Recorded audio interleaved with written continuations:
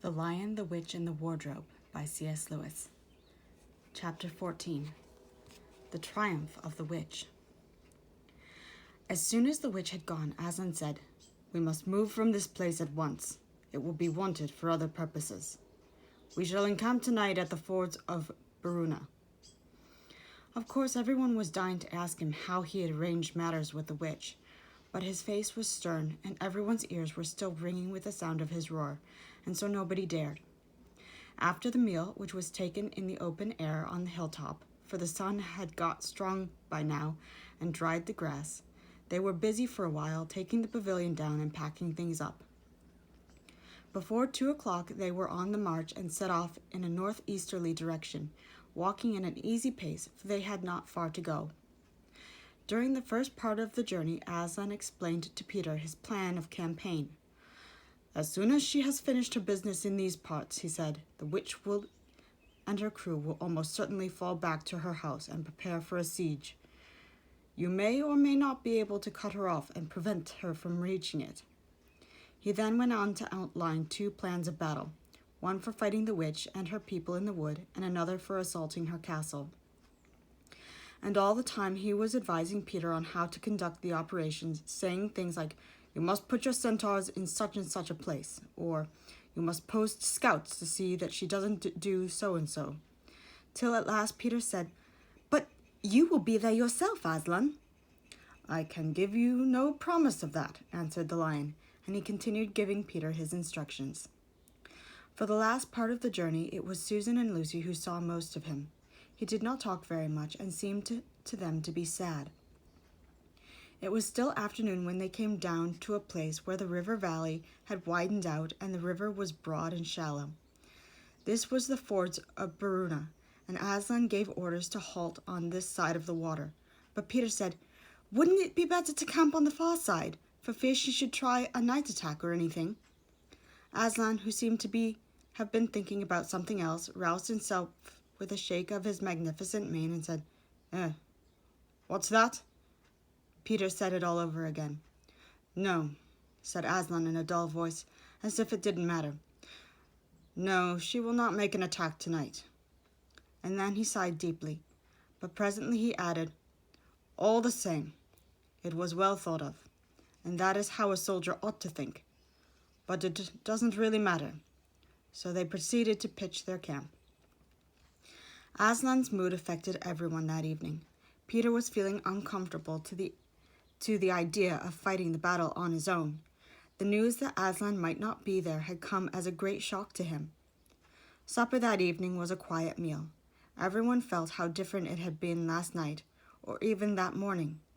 It was as if the good times, having just begun, were already drawing to their end. This feeling affected Susan so much that she couldn't get to sleep when she went to bed. And after she had lain counting sheep and turning over and over, she heard Lucy give a long sigh and turn over just beside her in the darkness. "Can't you get to sleep either?" said Susan. "No," said Lucy. "I thought you were asleep. I say, Susan." "What?" "I have a most horrible feeling, as if something were hanging over us." "Have you? Because, as a matter of fact, so have I." "Something about Aslan," said Lucy. "Either some dreadful thing is going to happen to him, or something dreadful that he's going to do." "There's been something wrong with him all afternoon," said Susan. "Lucy, what was that he said about not being with us at the battle? You don't think he could be stealing away and leaving us tonight, do you?" "Where is he now?" said Lucy. "Is he here in the pavilion?" "I don't think so." "Susan, let's go outside and have a look around. We might see him." "All right, let's," said Susan. "We might just as well be doing that as lying here awake." Very quietly the 2 girls groped their way among the other sleepers and crept out of the tent. The moonlight was bright and everything was quite still except for the noise of the river chattering over the stones. Then Susan suddenly caught Lucy's arm and said, "Look!" On the far side of the camping ground, just where the trees began, they saw the lion slowly walking away from them into the wood. Without a word, they both followed him. He led them up the steep slope out of the river valley and then slightly to the right. apparently by the very same route which they had used that afternoon in coming from the hill of the stone table. On and on he led them, into dark shadows and out into pale moonlight, getting their feet wet with the heavy dew. He looked somehow different from the Aslan they knew. His tail and his head hung low, and he walked slowly, as if he were very, very tired. Then, when they were crossing a wide open place where there was no shadows for them to hide in, he stopped and looked around. It was no good trying to run away, so they came towards him. When they were closer, he said, "Oh, children, children, why were you following me?" "We couldn't sleep," said Lucy, and then felt sure that she need say no more, and that Aslan knew all they had been thinking. "Please, may we come with you wherever you are going?" said Susan. "Well," said Aslan, and seemed to be thinking. Then he said, "I should be glad of company tonight. Yes, you may come, if you will promise to stop when I tell you, and after that leave me to go on alone." "Oh, thank you, and we will," said the two girls. Forward they went again, and one of the girls walked on each side of the lion. But how slowly he walked, and his great royal head drooped so that his nose nearly touched the grass. Presently he stumbled and gave a low moan. "Aslan, dear Aslan," said Lucy, "what is wrong? Can't you tell us?" "Are you ill, dear Aslan?" asked Susan. "No," said Aslan. "I am sad and lonely. Lay your hands on my mane so that I can feel you are there, and let us walk like that." And so the girls did what they would never have dared to do without his permission, but that they had longed to do ever since they first saw him, buried their cold hands in the beautiful sea of fur, and stroked it, and so doing walked with him. And presently they saw that they were going with him up the slope of the hill on which the stone table stood. They went up at the side where the trees came furthest up, and when they got to the last tree, it was one that had some bushes about it.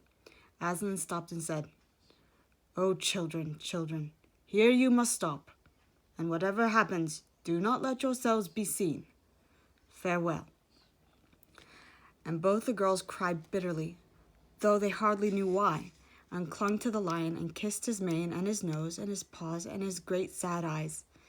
Then he turned from them and walked out on the top of the hill, and Lucy and Susan, crouching in the bushes, looked after him, and this is what they saw. A great crowd of people were standing all around the stone table, and though the moon was shining, many of them carried torches, which burned with evil-looking red flames and black smoke. But such people! Ogres with monstrous teeth, and wolves, and bull-headed men, spirits of evil trees and poisonous plants, and other creatures whom I won't describe, because if I did, the grown-ups would probably not let you read this book. Cruels and hags and incubuses, wraiths, horrors, efreets, sprites, orkneys, woozes, and entons. In fact, there were all those were on the witch's side, and whom the wolf had summoned at her command. And right in the middle, standing by the table, was the witch herself. A howl and a gibber of dismay went up from the creatures when they first saw the great lion pacing towards them, and for a moment even the witch seemed to be struck with fear. Then she recovered herself and gave a wild, fierce laugh. "The fool!" she cried. "The fool has come! Bind him fast!" Lucy and Susan held their breaths, waiting for Aslan's roar and his spring upon his enemies. But it never came. 4 hags, grinning and leering, yet also, at first, hanging back, and half afraid of what they had to do, had approached him. "Bind him, I say," repeated the White Witch. The hags made a dart at him and shrieked with triumph when they found that he made no resistance at all. Then others, evil dwarves and apes, rushed in to help them, and between them they rolled the huge lion over on his back and tied all his 4 paws together, shouting and cheering as if they had done something brave, though, had the lion chosen, one of those paws could have been the death of them all. But he made no noise, even when the enemies, straining and tugging, pulled the cords so tight that they cut into his flesh. Then they began to drag him towards the stone table. "Stop," said the witch. "Let him first be shaved." Another roar of mean laughter went up from her followers as an ogre with a pair of shears came forward and squatted down by Aslan's head. Snip, snip, snip went the shears, and masses of curling gold began to fall to the ground. Then the ogre stood back, and the children, watching from their hiding place, could see the face of Aslan looking all small and different without its mane. The enemies were also saw the difference. "Why, he's only a great cat after all," cried one. "Is that what we were afraid of?" said another.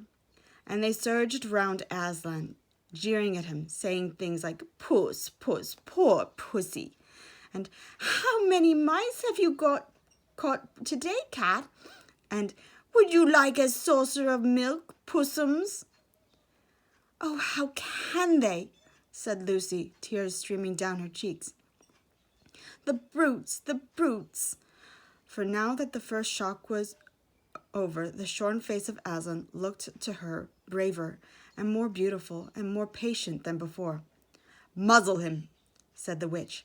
And even now, as they worked about his face, putting on the muzzle, one bite from his jaws would have cost 2 or 3 of them their hands. But he never moved, and this seemed to enrage all that rabble. Everyone was at him now. Those who had been afraid to come near him even after he was bound began to find their courage, and for a few minutes the 2 girls could not even see him, so thickly was he surrounded by the whole crowd of creatures, kicking him, hitting him, spitting on him, jeering at him. At last the rabble had had enough of this. They began to drag the bound and muzzled lion to the stone table, some pulling and some pushing. He was so huge that even when they got him there, it took all their efforts to hoist him on to the surface of it. Then there was more tying and tightening of cords. The cowards, sobbed Susan. "And are they still afraid of him even now?"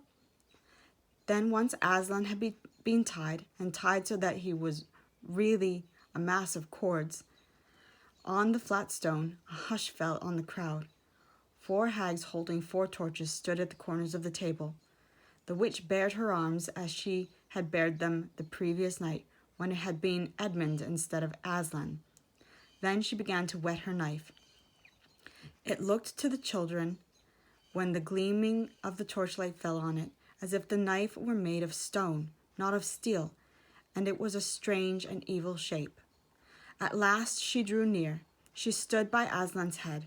Her face was working and twitching with passion, but he looked up at the sky, still quiet, neither angry nor afraid, but a little sad. Then just before she gave the blow, she stooped down and said in a quivering voice, "And now, who has won? Fool, did you think that by all this you could save the human traitor? Now I will kill you instead of him, as our pact was, and so the deep magic will be appeased. But when you are dead, what will prevent me from killing him as well? And who will take him out of my hand then? Understand that you have given me Narnia forever. You have lost your own life, and you have not saved his. In that knowledge, despair and die." The children did not see the actual moment of the killing. They couldn't bear to look and had covered their eyes.